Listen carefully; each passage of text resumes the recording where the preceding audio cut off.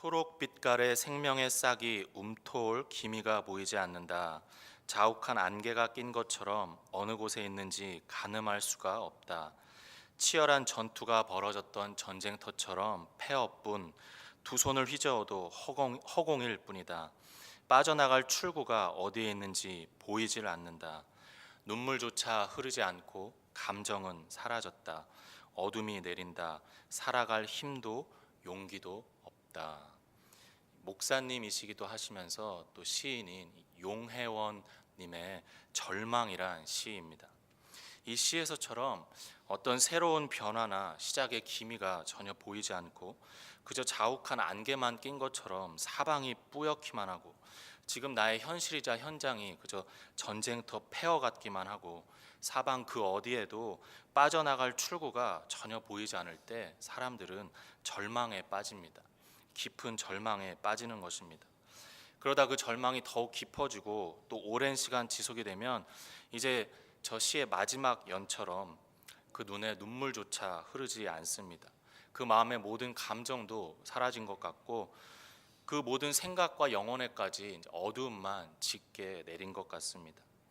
그러면서 이제 그 어떤 살아갈 힘도 용기도 없는 죽음의 상태, 사망의 상태, 무덤의 상태에 깊이 빠지기도 하는 것입니다. 그런데 바로 오늘 본문 속에 이 바벨론에 포로된 이스라엘의 상황이 꼭 그와 같았습니다. 지금 이들의 상황은 그 십수년이 지난 너무 오랜 시간 동안 포로의 상태가 지속되다 보니까 너무 깊은 절망에 빠지고 그리고 이제 더 이상은 어떤 빛도 소망도 없는 무덤과도 같은 죽음의 상태에 도달한 것입니다. 분명히 살아는 있는데 사는 것 같지 않는 절망 중에 절망, 사망의 상태, 또 죽음의 상태에 깊이 들어간 것입니다.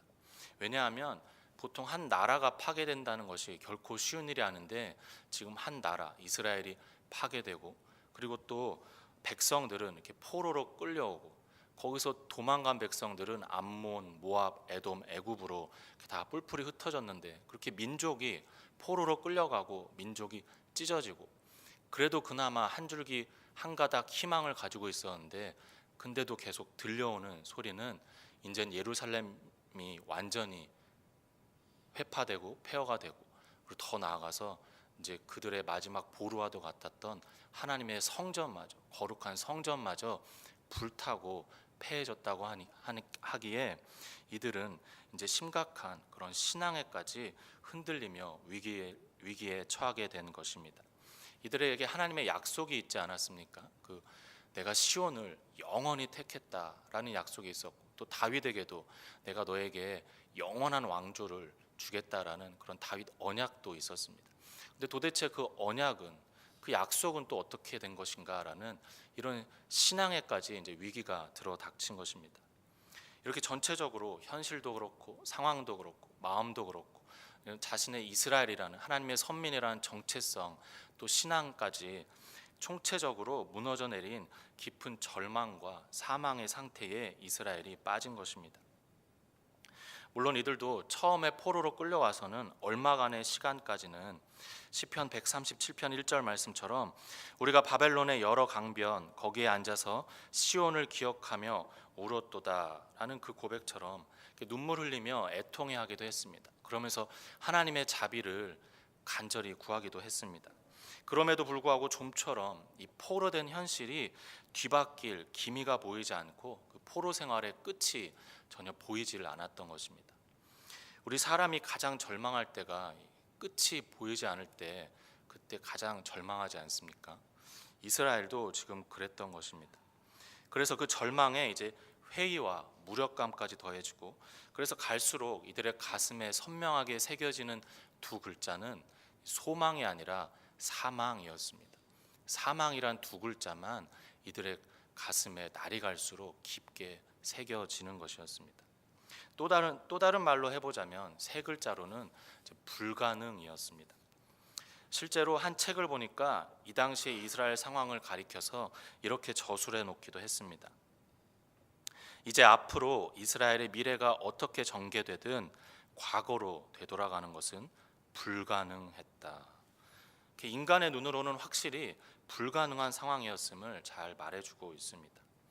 이렇게 이스라엘은 당시에 불가능이고 또 절망을 넘어 사망에 이른 너무나도 힘든 상황이었습니다. 그래서 특별히 또 이 똑같은 시대를 배경으로 하는 시편 74편 11절에는 또 백성의 이런 탄식도 나와 있습니다. 시편 74편 11절에 주께서 어찌하여 주의 손 곧 주의 오른손을 거두시나이까.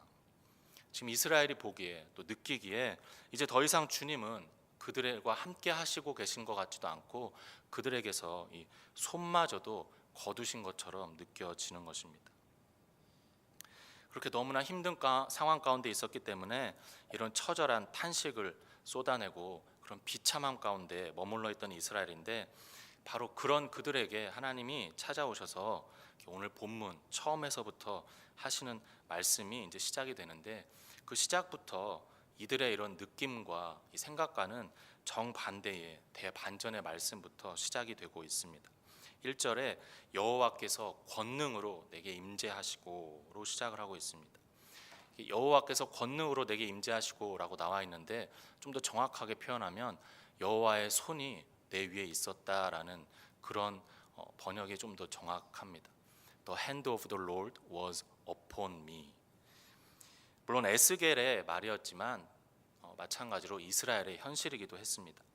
이스라엘은 지금 이제 완전히 하나님이 그 손을 거두신 것 같고 하나님도 다 포기해 버리신 것 같고, 그래서 하나님이 더 이상 함께 하시지 않는 것 같은데, 그런데 하나님은 아니다. 나는 지금도 너희와 함께 하고 있다. 지금도 나의 손은 너의 위에 머물고 있다라고 그 메시지를 가장 먼저 주시는 것입니다. 우리도 힘들고 지치고 낭망하고 넘어질 때, 깊은 절망 가운데 있을 때 도저히 하나님의 손은 보이지 않을 때가 있습니다. 그리고 그 속에서 좀처럼 하나님은 전혀 함께하고 계시지 않은 것 같을 때도 때로 많이 있습니다. 근데 그런 우리의 생각과 감정과는 다르게, 또 그런 우리의 느낌과는 완전히 다르게 하나님은 변함없이 우리와 함께하고 계심을 우리에게도 가르쳐주고 계십니다. 너희가 때론 손을 내가 거둔 것처럼 느끼겠지만 아니다. 나는 지금도 너와 함께하고 있다. 두려워하지 말아라. 놀라지 말아라. 내가 너와 함께하고 있다. 여전히 권능의 나의 오른손으로 너를 붙들고 있고 나의 권능이 너에게 임재하고 있다. 너는 내 것이다. 내가 너를 지명하여 불렀나니 너는 내 것이다 라고 말씀을 해 주십니다. 임마누엘이란 이름으로, 하나님이 주님이 우리와 함께 계신다라는 그 이름으로 우리에게 오신 주님이 오늘도 지금도 우리와 함께하고 계시고 또 앞으로도 영원히 우리와 함께 하실 것임을 오늘 우리에게도 가장 먼저 이렇게 말씀해 주고 계십니다. 이어서 하나님은 그렇게 권능의 손으로 에스겔을 붙드시고 또 그의 성령으로 에스겔을 데리고 이제 골짜기 한가운데로 데려가십니다. 그 골짜기로 데려가셨는데 거기에 뼈가 가득한 것입니다. 얼마나 가득했는지 그 뼈가 심이 많고 아주 말랐더라라고 말씀하고 있습니다. 하나님이 이렇게 에스겔을 데리고 갑자기 그렇게 심이 많고 아주 마른 뼈가 가득한 그곳으로 데려가신 이유가 있습니다. 11절 말씀에 또 내게 이르시되 인자야 이 뼈들은 이스라엘 온 족속이라. 그들이 이르기를 우리의 뼈들이 말랐고 우리의 소망이 없어졌으니 우리는 다 멸절되었다 하느니라. 이스라엘이 지금 그 포로된 처절한 절망의 상태, 아니 더 나아가 그 죽음의 상태에서 스스로 이런 고백을 하고 있던 것입니다. 우리에게도 정말 피가 마르고 살이 마른다라는 그런 말이 있는 것처럼 이들도 내 모든 뼈가 말랐고 내 소망이 다 없어졌고 나는 이제 멸절되었다. 그냥 나는 컷 오프 되었다. 나는 끝났다. 라는 이런 고백들을 스스로 서로 하고 있던 것입니다. 그걸 아신 하나님이 이제 그 앞에 떡하니 그 잔뜩 마른 뼈들을 갖다 보여주시면서 그렇게 고백하고 있는 너희에게 과연 어떤 일이 이제 전개될지 한번 보라는 것입니다. 그렇게 보여주시면서 물으십니다. 3절에 그가 내게 이르시되 인자야 이 뼈들이 능히 살 수 있겠느냐. 만약 하나님이 우리를 데리고 갑자기 골짜기 한가운데로 가셔서 그런 많은 마른 뼈들을 보여주시면서 이 뼈들이 능히 살겠느냐라고 하시면 우리는 과연 어떤 대답을 할지 모르겠습니다. 근데 더 중요한 건 하나님이 지금 이 질문을 하시는 이유는 또 무엇인가라는 것입니다. 하나님은 지금 이스라엘이 그들 스스로도 이제 우린 마른 뼈다 마른 뼈다 하면서 정말 실제로도 그런 마른 뼈 같은 상황에 처해 있는 그들의 속마음, 또 이 에스겔의 속마음도 이젠 정말 다 끝이다, 불가능하다, 소망이 없다, 회복, 기대, 미래 이런 말들도 다 사치일 뿐이다. 이제 모든 약속도 물 건너갔고 이제 우리에게 남은 건 죽음뿐이다. 사방이 다 막혀 있는 사망이고 바로 여기가 지금 이 시간이 바로 무덤이고 지옥이다라며 그런 다 포기한 마음, 그만큼 너무 힘든 마음, 절망을 넘어서 그냥 마음이 다 사그라진, 다 사장된 그런 사망의 마음을 하나님은 아셨던 것입니다. 사람의 마음을 살피시고 꿰뚫어 보시는 하나님, 사람의 마음속 깊은 중심, 그 진짜 속마음까지 그 깊은 하트를 다 아시는 하나님은 이제 더 이상 살 소망이 없다면서 눈물마저 메마르고 속 깊은 심장까지 다 메말라 버린 그 드라이 하트가 된 이스라엘 백성의 메마른 심장까지 다 아셨던 것입니다. 그래서 그 마음을 위로해 주시고자, 이제 고쳐 주시고 새로운 소망을 주시고자 묻기 시작하신다는 것입니다. 지금 이렇게 힘든 상황에 이놈 에스겔아, 너의 중심이 과연 얼마나 지금 믿음이 떨어지고 소망이 없는지 한번 보자라면서 그런 고약한 차원이 아니라 이미 백성의 마음도 에스겔의 마음도 다 꿰뚫어 보시는 하나님이 그들의 그 무너진 마음들을 아시고 다시 일으켜 세워주시려고 묻기 시작하신다는 것입니다. 역시 마찬가지로 하나님은 이제 현재의 우리의 마음, 현재 우리의 중심, 하트까지도 다 꿰뚫어 보고 알고 계십니다. 지금 이 시간 이 순간에 우리의 마음도 다 알고 계십니다. 지금 어떤 생각을 가지고 있고 어떤 동기가 있고 어떤 중심으로 우리가 하나님 앞에 있는지도 다 알고 계시고 보고 계십니다. 물론 어떤 악한 마음을 가지고 있는가, 선한 마음을 가지고 있는가, 이것도 보시겠지만 그것보다는 오늘 본문 내용에 비추어 보자면 지금 우리에게 힘든 마음이 있다면 그 힘든 마음, 또 힘겹고 고단한 마음, 너무나 절망적인 마음, 다 죽어버린 것 같은 소망이 전혀 없는 마음, 그런 상한 심령들을 우리 하나님은 다 알고 헤아리고 계시다는 것입니다. 일전에 한번 새벽 예배 때도 나눈 내용입니다만 한국의 한 고등학교 교장 선생님의 일화입니다. 그분이 이제 젊은 시절에 그 1970년대 유신 독재 정권 시절을 거치면서 그 시대의 아픔 가운데 너무나 큰 울분이 있으셨습니다. 그러나 그 시대는 우리가 아는 것처럼 함부로 도대체 이 대통령이 왜 그러는가, 도대체 이 나라가 이 사회가 왜 이 모양인가 이런 말을 하면 큰일 나는 시대였기 때문에 본인은 물론이고 잘못하면 가족들까지 다 끌려가서 봉변당하고 참변당하는 시대였기 때문에 함부로 말을 할 수는 없고, 그러나 그 울분은 차오르고 그 압제 정권 아래서 너무나 울분이 못 이겨서 또 하루는 잔뜩 술을 들이키셨다고 합니다.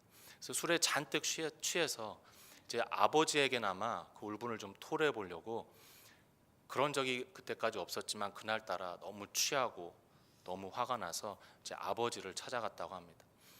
그래서 아버지의 집에 문을 열고 들어갔는데 그 나이 드신 아버지가 이제 이부자리를 까시고 주무시려고 하다가 그 아들이 이렇게 잔뜩 취해서 들어온 모습을 보시고서는 첫마디로 네 마음 다 안다라고 그렇게 말씀하신 것입니다. 그분이 그 아버지의 그 말씀 한마디를 듣고 그 순간부터 모든 마음의 울분이 다 가라앉고 이제 마음의 방황이 끝나셨다고 합니다. 그래서 그분 아버지도 이제 교장 선생님이셨는데 이분도 이제 그 길을 따라 열심히 교직 생활해서 이제 교장 선생님이 되셨던 것입니다. 그 일화처럼 하나님은 동일하게 우리들의 지난 한 주간의 우리의 마음이 어떠했는지, 또 오늘 하루에 우리의 마음은 어떠했는지, 또 지금 이 순간의 또 마음은 어떠한지 다 알고 계시면서 우리에게도 이렇게 전해 주십니다. 너의 마음을 다 안다라는 것입니다. 남들은 다 모를지라도 하나님 아버지가 우리의 마음을 아시고 우리의 중심을 아시고 그리고 우리의 마음을 또 고쳐주시고 새롭게 해주시길 원하고 계시다는 것입니다. 이 진리의 내용이 이 저녁에 우리에게도 또 위로가 되고 소망이 되면 좋겠습니다. 이어서 이제 에스겔은 그 질문에 대답을 합니다. 인자 이 뼈들이 능히 살겠느냐라고 하는데 에스겔이 주 여호와여 주께서 아시나이다. 어떻게 보면 조금 소극적인 대답 같습니다. 좀 불신앙 같은 대답 같기도 합니다. 제사장이었고 또 예언자였으면 멋있게 강하게 내가 믿습니다, 내가 하나님께서 하실 줄 압니다 라고 내가 압니다 그렇게 해야 되는데 주 여호와여 주께서 아십니다 라고 이렇게 대답을 합니다. 하나님께 전적으로 맡기고 하나님께 넘기고 있는 모습입니다. 이렇게 무책임하게 회피하는 것도 아니고 불신앙으로 주저하는 것도 아니고 주어와 주도권의 자리를 하나님께 넘겨드리고 있는 그런 모습입니다. 이제 자신에게 있는 그 어떤 것도 자신의 힘이나 권세나 능력이나 혹은 자신의 어떤 알량한 지혜나 어떤 일천한 지식을 그 어떤 걸 내세우는 것이 아니라 그 모든 것이 다 소망도 없고 근거도 안 된다는 것을 뼈저리게 깨닫고 이제는 하나님께 모든 것이 달려있음을 믿고 그분께 맡기면서 전적으로 의지하고 신뢰하는 그런 모습으로 대답을 하고 있다는 것입니다. 이렇게 주께서 아십니다라는 이 고백을 보면 우리가 또 신약에서도 생각나는 대표적인 인물이 있습니다. 바로 베드로입니다. 예수님이 다시 그 베드로에게 찾아오셔서 네가 이 사람들보다 더 나를 사랑하느냐라고 그렇게 물으십니다. 베드로는 우리가 잘 아는 것처럼 늘 기운차고 의기양양하게 다른 사람은 다 버려도 나만큼은 주님 안 버릴 것입니다. 나만큼은 주님 부인하지 않고 배신하지 않을 것입니다. 그러면서 실제로 그 사람들이 예수님을 잡으러 왔을 때 자기 몸에서 칼을 꺼내서 그 대제사장의 종 말고의 오른편 귀를 그렇게 적극적으로 자르기까지 했던 인물입니다. 그러나 결국 그가 어떻게 됐습니까? 3번을 부인을 합니다. 예수님을 나는 모른다. 마지막엔 저주의 맹세까지 하면서 나는 저 사람 모른다라고 부인을 했습니다. 그런 자신의 그런 처절한 실제 현실을 자기가 정말 어떤 자인지를 뼈저리게 경험하고 나니까 이제 다시 주님이 와서 그래 네가 이전에 그렇게 말했는데 정말 네가 이 사람들보다 나를 더 사랑하느냐? 라고 물으시니까 그때는 이제 정말 내가 주님을 사랑합니다. 정말 나만큼은 1등으로 주님을 사랑합니다. 라고 그렇게 대답을 하지 못하는 것입니다. 주님이 아십니다. 내가 주님을 사랑하는 줄 주님이 아십니다라고 베드로 역시 그 모든 자신의 인생과 또 믿음과 사랑의 주도권을 주어를 주님한테 넘겨드리는 그런 모습이 요한복음에도 나옵니다. 마찬가지로 우리에게도 어떤 우리에게 상황이 닥쳤을 때 또 어떤 하나님의 시험이나 또 믿음의 과정을 통과할 때 우리에게도 필요한 자세이자 고백일 것입니다. 주님이 아십니다. 주님은 하실 수 있으십니다. 주님이 하십니다라는 이렇게 하나님을 전적으로 의지하고 전적으로 의뢰하는 이런 우리의 신앙의 태도, 또 이런 신앙의 싸움이 우리에게 있어야 할 것이고 또 평생 있을 것입니다. 그러자 하나님은 이제 내가 말씀과 생기로, 그러니까 말씀과 성령으로 마른 뼈들을 살아나게 하리라. 너희 마른 뼈가 살아나리라 라고 말씀을 하십니다. 4절부터 6절까지의 말씀을 읽어드리면 또 내게 이르시되 너는 이 모든 뼈에게 대언하여 이르기를 너희 마른 뼈들아 여호와의 말씀을 들을지어다. 주 여호와께서 이 뼈들에게 이같이 말씀하시기를 내가 생기를 너희에게 들어가게 하리니 너희가 살아나리라. 너희 위에 힘줄을 두고 살을 입히고 가죽으로 덮고 너희 속에 생기를 넣으리니 너희가 살아나리라. 또 내가 여호와인 줄 너희가 알리라 하셨다 하라. 하나님이 지금 내가 이 마른 뼈들을 살릴 거야. 근데 어떻게 살리는 줄 아느냐? 나의 말과 생기로, 말씀과 성령으로 살릴 거야 라고 말씀을 하십니다. 마른 뼈가 살아나는 길은 말씀과 성령밖에 없다는 것입니다. 하나님의 말씀 앞에서 혹 지금 우리의 현실도 마른 뼈가 있을지 모르겠습니다.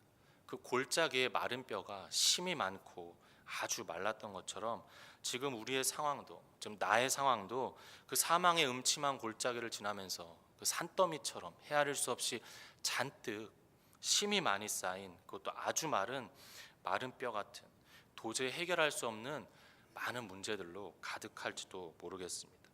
또 그 마른 뼈처럼 내 안에 심령도 다 메마르고 내 안에 은혜가 없고 생기가 없고 더 이상 감격도 없는 그런 상황일지도 모르겠습니다.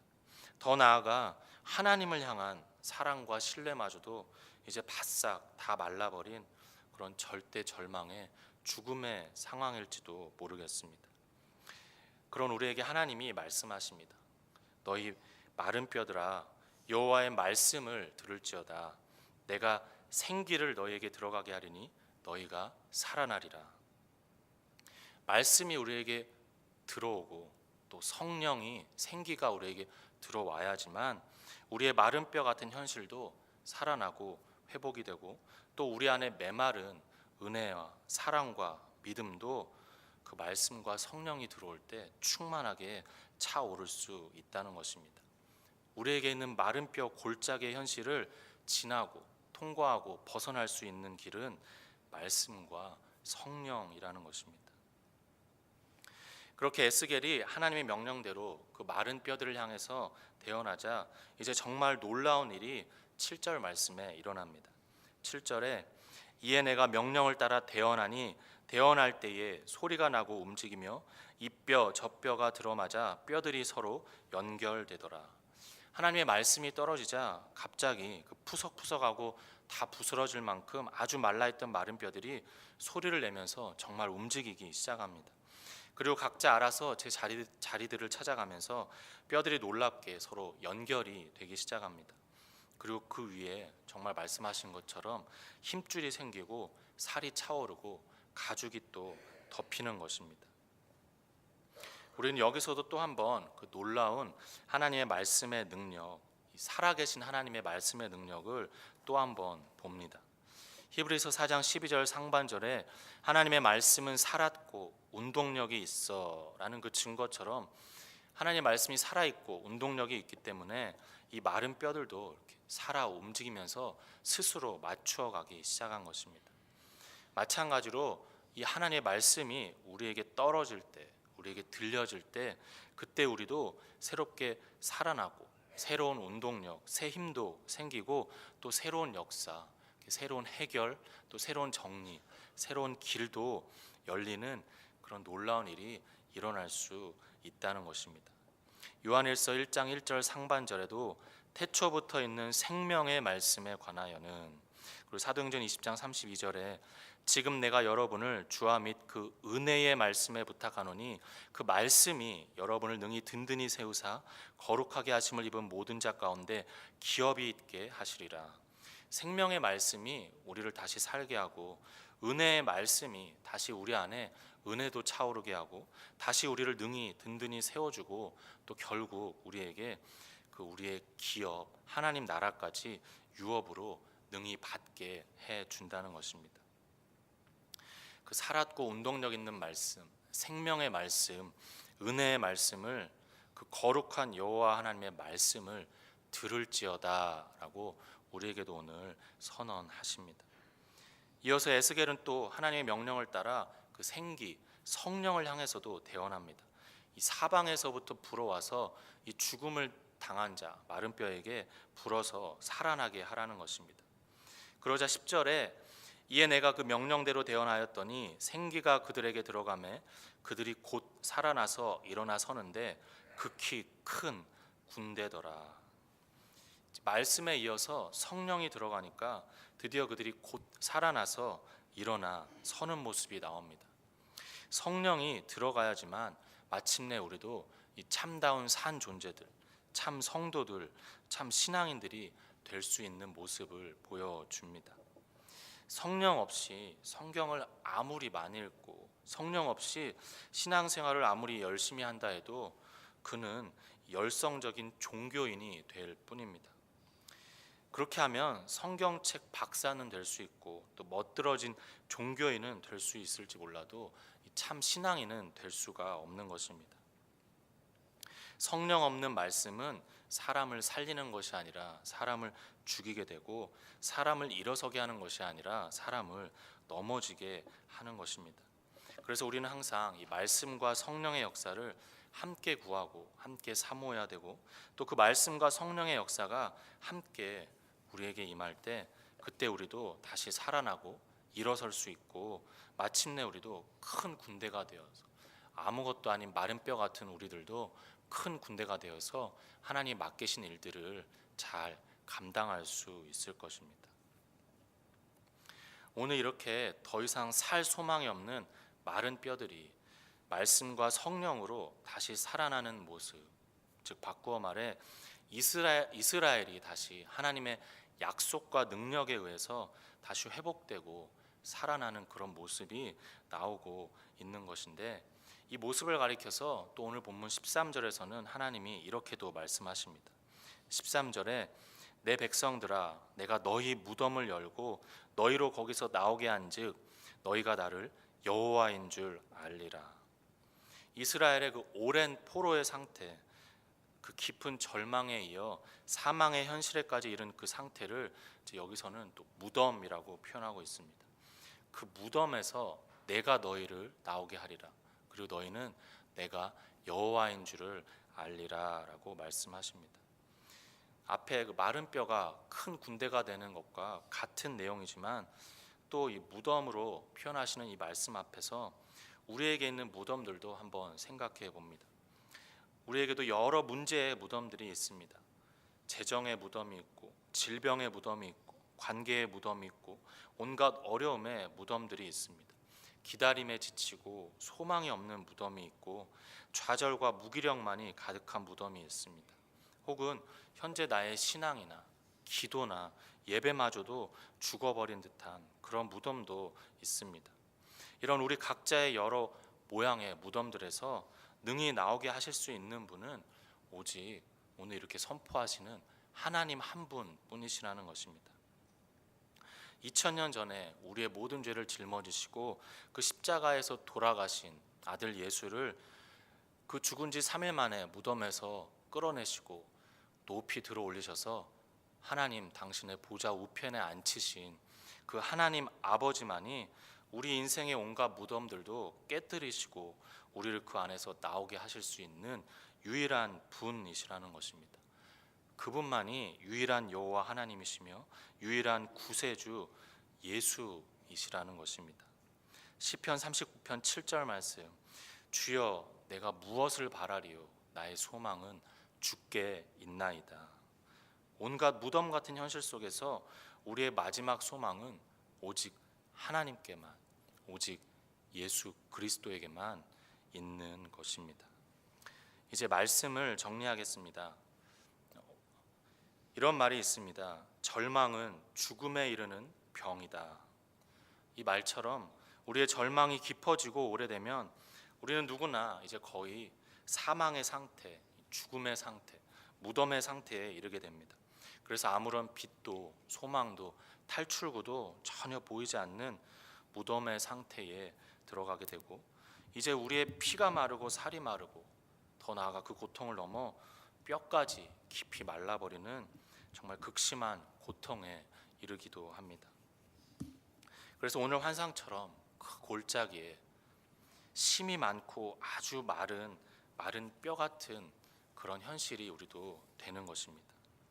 작고 연약한 우리 인생 가운데 그런 마른 뼈 같은, 또 다른 말로 무덤 같은 그런 상황들, 현실들이 또 앞으로 우리에게도 어쩌면 마주하게 될 것이고, 그래서 그 속에서 너무 고통스러워하다가 그러다 결국에는 우리도 아까 처음에 읽어드린 그 시인의 마지막 고백처럼 눈물조차 흐르지 않고 감정은 다 사라지고 어둠만이 내리고 살아갈 힘도 용기도 없다라는 이런 고백을 우리도 나직하게 내뱉는 그런 자리에까지 이를 수도 있을 것입니다. 그런 우리에게 오늘 하나님이 말씀해 주십니다. 내가 너와 함께하고 있다. 나의 권능의 오른손은 여전히 너의 위에 머물고 있다. 내가 권능으로 여전히 너에게 임재하고 있다. 그리고 그 어떤 상황 속에서도 네 마음, 다 안다. 그렇게 함께하고 있고 너의 마음을 다 아는 내 앞에서 너도 주님이 아십니다. 주님은 하실 수 있으십니다. 라는 이렇게 전적으로 주어와 주도권을 내놓는 그런 전적 의지와 전적 신뢰의 자리로 너도 나아오너라. 그리고 너희에게 마른 뼈 같은 현실이 있느냐? 내가 살아나게 하리라. 내가 말씀과 성령으로 너희를 살아나게 하리라. 너희가 살아날 것이다. 또 무덤 같은 현실이 있느냐? 내가 너희를 그 무덤에서 열고 너희를 나오게 하리라. 그리고 너희는 내가 여호와인 줄 알리라. 이 말씀을 주시는 말씀 앞에서 우리가 먼저 기도하면서 이 에스겔서 37장 시작되기 직전에 36장 마지막에 그래도 너희는 나한테 구하여야 할지라 라는 말씀이 있습니다. 오늘 귀한 말씀 앞에서 우리도 먼저 기도하고 그 가운데 반드시 살아나셔서 극히 큰 군대가 되시는 저와 여러분이 되고 또 우리 벨리 중앙 장로교회 되기를 간절히 축복하며 바랍니다.